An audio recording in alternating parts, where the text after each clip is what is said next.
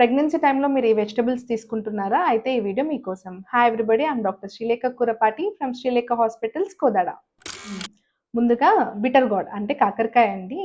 అధికంగా తీసుకోవడం గానీ, కాకరకాయ జ్యూస్ తీసుకోవడం వల్ల దాంట్లో ఉన్న bioactive materials like saponins and alkaloids వల్ల యుట్రైన్ కాంట్రాక్షన్స్ అంటే గర్భసంచి కుదింపులయ్యే ఛాన్సెస్ ఉంటుంది. అలాగే ఈ కాకరకాయలో చక్కెర తగ్గించే గుణం ఉంటుంది కాబట్టి ఆల్రెడీ ప్రెగ్నెన్సీ టైంలో షుగర్ అటాక్ అయిన వాళ్ళు అంటే జెస్టేషనల్ డయాబెటిస్ ఉన్న వాళ్ళు టాబ్లెట్స్ వాడుతూ ఉంటారు. కాకరకాయ జ్యూస్‌తో పాటు తీసుకుంటే షుగర్ లెవెల్స్ పడిపోయే అవకాశం ఉంటుంది. ఏదైనా మితంగా తీసుకుంటే ఎలాంటి ప్రాబ్లమ్ ఉండదు. అంటే నెలకి 1, 2 సార్లు తీసుకుంటే ఎలాంటి ప్రాబ్లమ్ ఉండదండి.